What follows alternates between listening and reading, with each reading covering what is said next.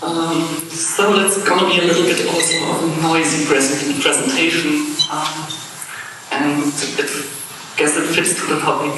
So, for the very first beginning, I kind of feel uncomfortable with my voice usually, so I would really like you all to stand up a little bit. Because it don't get easy to sleep. And now what thing we're gonna do is we're all gonna sing together, and we're gonna sing the first song that's coming to your mind at the same time. So now we can go.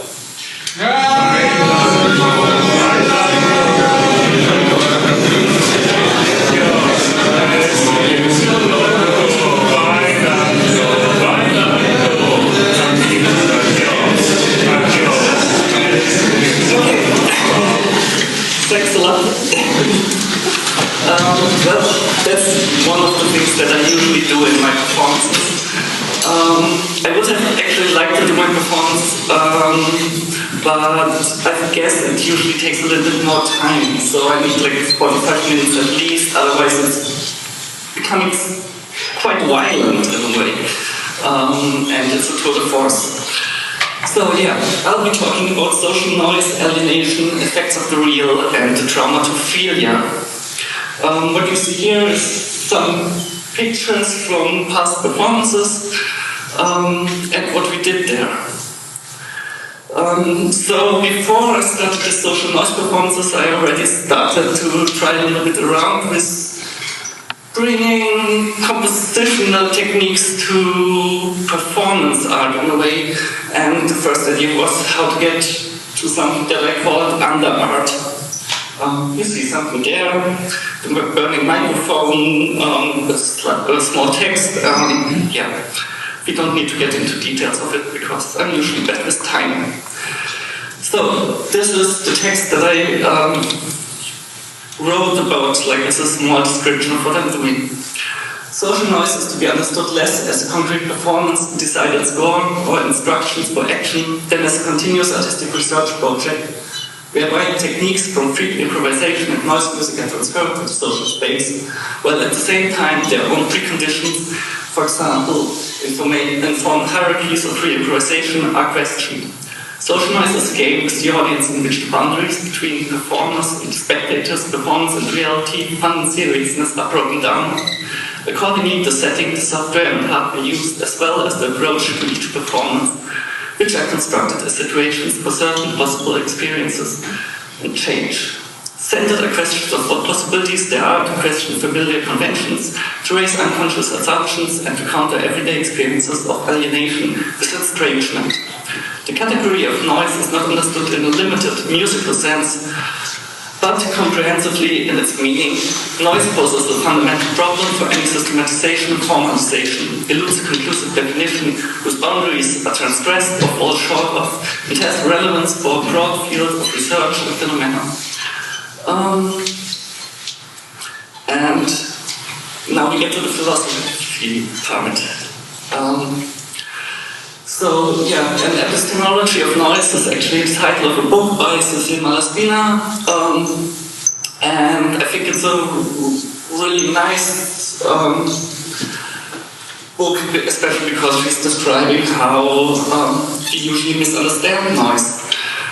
We just dismiss noise as something that is kind of something that we want to get rid of, something that is disturbing, something that is not part of the signal. But to be more precise, if we have information, and in information theory, it is closely linked to entropy. And if we have an information that is absolutely sure and precise, we have an entropy of 1, but this also means that we know the knowledge already. So if we have more than 1, then it's becoming noisy because it's becoming unpredictable in a certain way. So noise itself is noisy, but knowledge itself is also noisy. So noise is not just the disturbance of a signal, but it is the interference of signals as patterns. And some are stronger and some are weaker.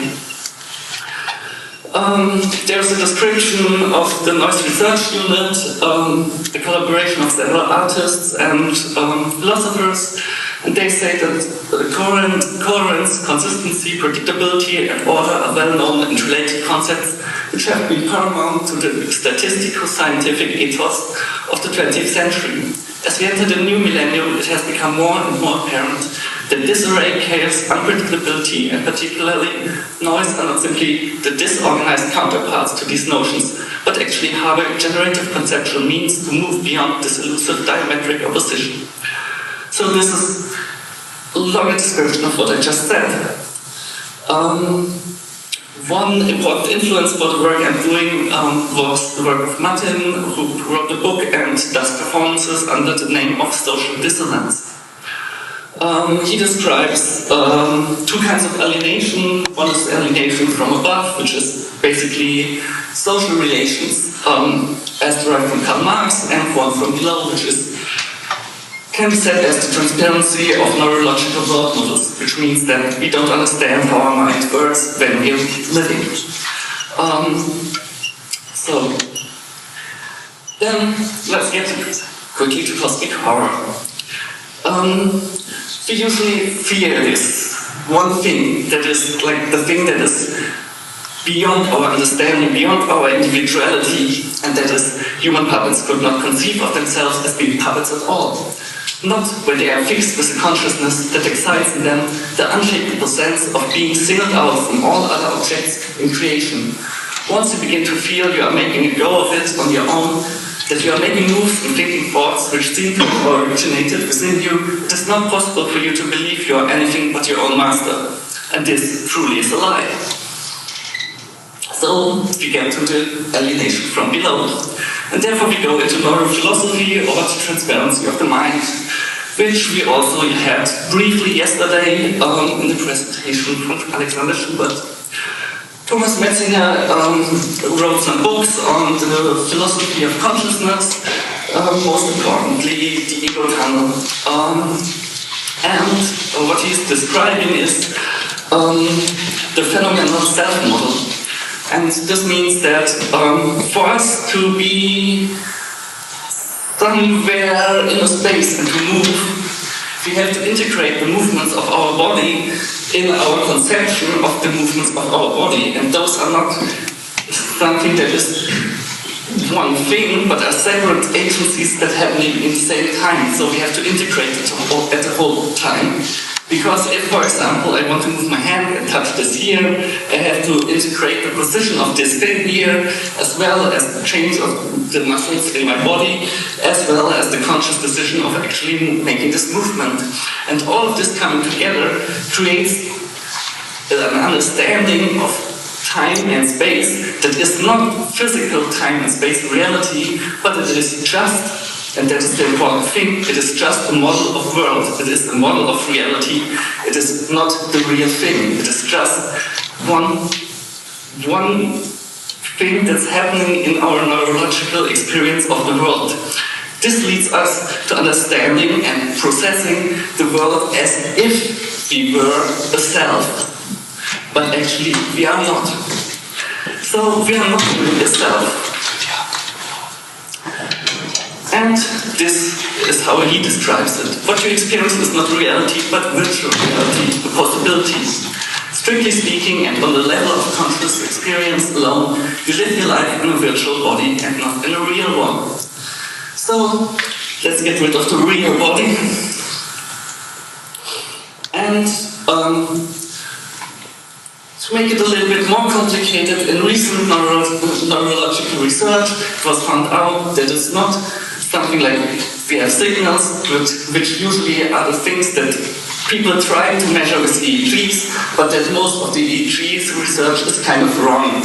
Because in EEG we had lots of noise in these researches,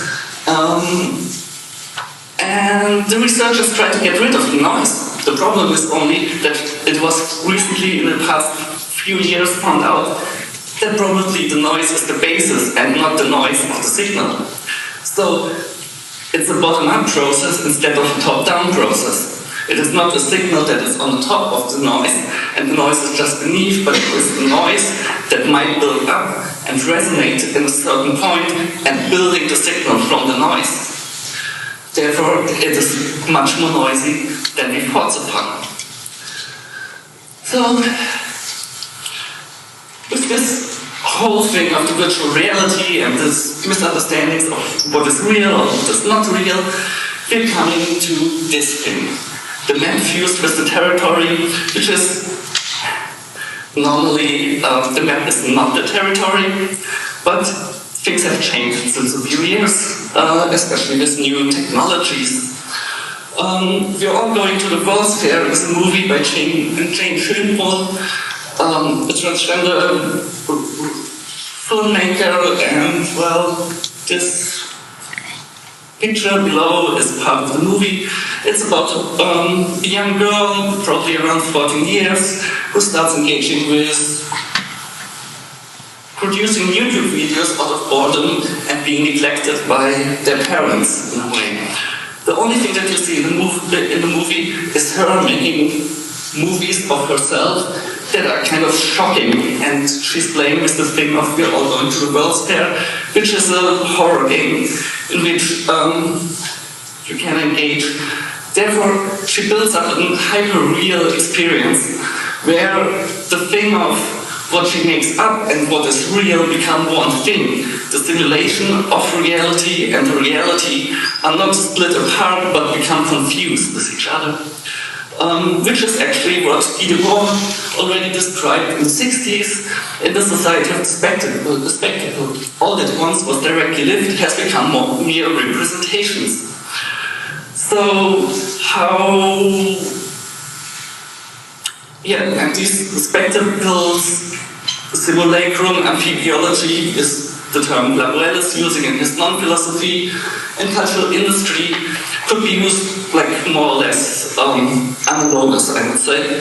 It's all theories that try to say that the representation of the real that we find in our minds, in our theories, in our way of trying to understand what the real is making sense out of it, and especially is also socially making sense of it. I think the probably best way how to describe what is problematic about it is the description of Katerina Kolosova, who studied with François Lain the non-philosophy and non-Marxism. The real is the instance one inhabits prior to any making sense out of it. That invasion of sensation, when undergone as pain or pleasure, is suffering since it entails unmitigated exposure without the subject of language that transforms it into representation, phantasm, or idea. It is helpless passivity. So what she's trying to say is that we have the real on the one hand, and we have the world on the other, where the real is something that is beyond our possibilities of description, and the world is the representation we make of this real thing. But it's not that both of those influence each other, but that we have a unilateral determination from the real to the world. So every description that we are building of the real that is all here, everywhere, includes already the worlds that we can make up with it. But the problem is that we are either cutting things out of the real thing, and we're getting rid of lots of stuff and just say, okay, that's nice, we don't need it, or we're making things up that are a surplus of the real, that are not part of the real, but we just made up in our way of trying to understand what the real is. Philosophy usually does not get this thing, but mistakes their conceptual world building of the real as the real thing, which Lain calls amphibiology. So now we get to X-fiction or X-theory. More recently I was trying to say that with auto theory, sonic fiction, sonic theory, sonic thinking, auto fiction, there's a connection between those things. For all of you who don't know about auto theory, it's basically something that was developed a lot by transgender persons because, well, in sciences we're not supposed to be. We are supposed to talk about ourselves, about our subjectivity. Everyone wants to know the story of like, how is it to be a transgender person in the world? But nobody wants a transgender person not talking about being transgender, but talking about sciences. So there we are. And when publishing books, usually transgender persons were forced to write about their own life. So what did they do to counter this was develop auto-fictions and auto-theories, where they integrated fictional parts and theoretical assumptions into those autobiographical works to make them get published. And therefore, kind of getting out of this thing. So yeah, there's a huge history of auto-fiction and auto-theory. Can be traced back to the 30s actually, with early surrealist theory, and then most of it was developed by queer feminists. And for me the important part is to say that we also have this with sonic fiction. Yesterday we had this talk about Afrofuturism, and it's the way of like world building through sound. And I don't know if you know Drexia, this underground resistance person. It's a techno producer. Usually, yeah, it's pop music. It's not theoretically right. Yeah, okay. Bad notion, I would say, but he developed the whole world describing how black people were in the Middle Passage, like the slave transports from Africa to the USA, were falling off the boats, and while falling off the boats, and they were not drowning and dying, but they were transformed into becoming Drexias, these alien species that would haunt humans. And I think the very notion that is important about Afrofuturism is that it puts the human as the white people, and the not human, well, that's everyone that's not white. And we have the same thing that's happening with gender. There is the man and there's the other, which is the woman, which is not just a human being, but it's just the other of the human being. And then we have transgender persons, which are the other of the other, because they're neither man nor woman. So what we experience is a kind of inhumanity. None of them are human. Therefore, what is necessary is to develop thinkings and practices that describe and re-inscribe your own life into the world, because you're not part of it. You're devoid of reality.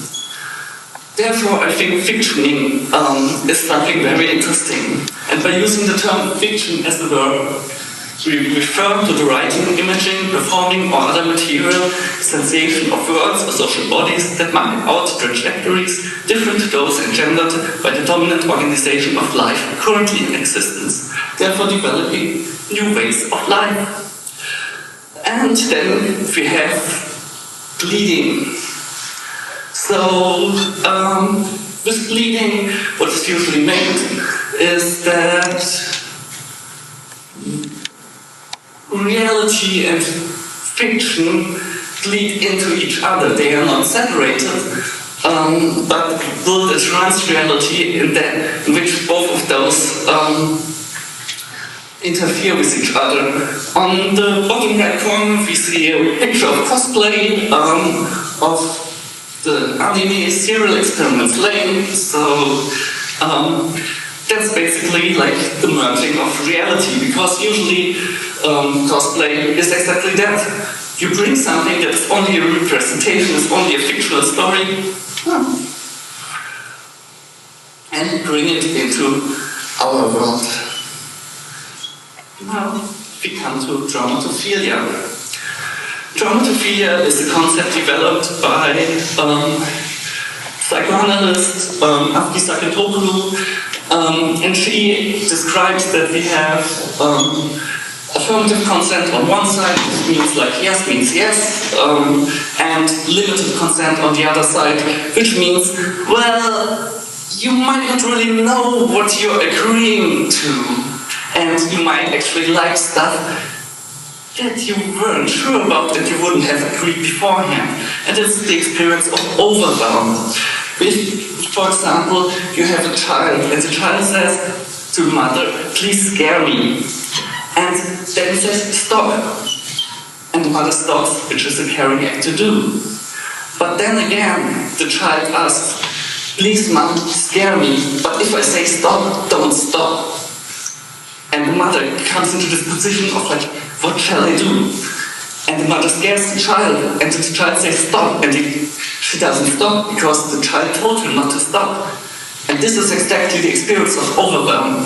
And in contrast to dramatophobic experience, which would be the avoidance of this experience, dramatophilic experience encounters these situations as possibilities of shattering and breaking down your own ego, and to come undone as a possibility of forming new egos, of changing the way how you understand the world, and how you can actually process stuff. So in psychoanalysis, you have the problem that ego might become static, which would be the death by ego. You are unable to move, but you are forced into it. Traumatizations can disrupt such structures that have become too stale, offering possibilities for revivifying internal experience. Traumatizers can both help generate aliveness and inspirations. Those are experiences that open us up, exposing us to the surprising and to the strange in ourselves. But all these processes are not without risk. And maybe this thing I can kind of leave out. It's basically just that individuation and identity are just like things that we make up. Thanks.